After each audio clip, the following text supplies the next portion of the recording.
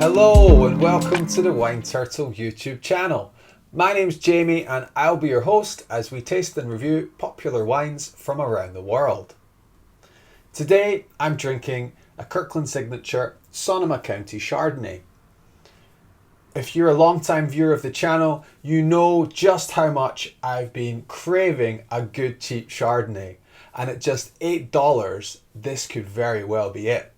While Burgundy is the ancestral home of Chardonnay, Sonoma County has become a producer of some significance in recent decades. It all started with a blind tasting in 1976, which has since been dubbed the Judgment of Paris. French wine experts judged Chateau Montelina's 1973 Chardonnay to be better than several white Burgundies from top vineyards in Montrachet and Meursault.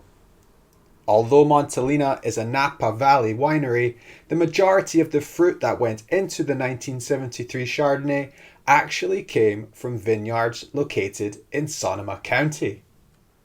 So is this the cheap Chardonnay of my dreams? Let's get tasting. So it's a light lemon in colour. The two things for me here that are really important are A, that it's not too sweet, and B, that it's not too buttery. So hopefully we'll pass both those tests here. There's a bit more tropical fruit there on the nose than you expect from a Chardonnay. There's some pineapple there, along with some peach and some pear and a bit of apple. There's some lightly toasted oak there as well. All very fruit forward, quite simple, but pleasant nonetheless.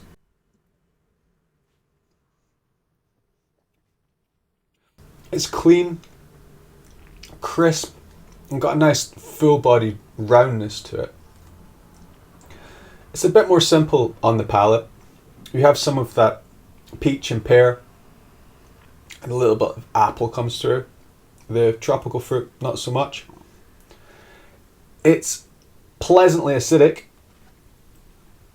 which is what we're looking for.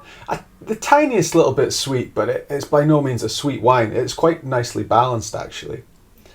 And it's got a little bit of vanilla and very little butteriness. There's a little bit there, but yeah, it passes those two tests I was talking about. It's not too sweet and it's not buttery. Actually, a very well-rounded Chardonnay.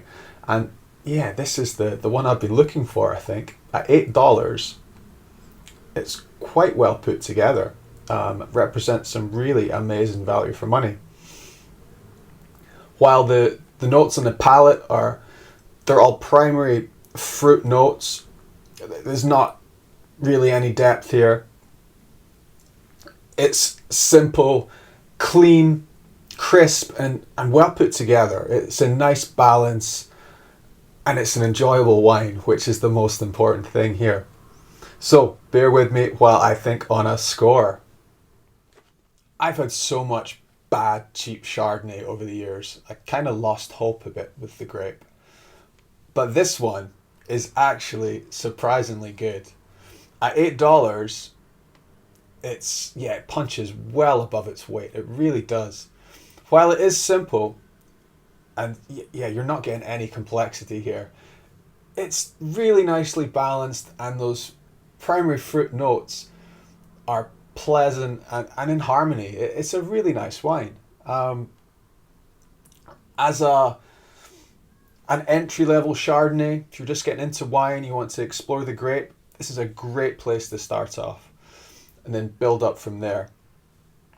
And importantly, as I've said, it doesn't fall into that trap that cheap wines often do of being too sweet and trying to please too many people. This isn't a sweet wine, which is great. And another thing about California Chardonnay is that they're often very buttery and oaky. This isn't either of those, which is excellent. It's lightly toasted, a little bit of butteriness, but it's really well put together. I'm pleasantly surprised.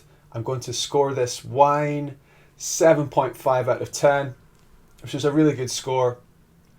Again, as value for money goes, it's yes, it's worth more than $8 for sure. This is a seriously underpriced wine that I've really enjoyed and I recommend you try.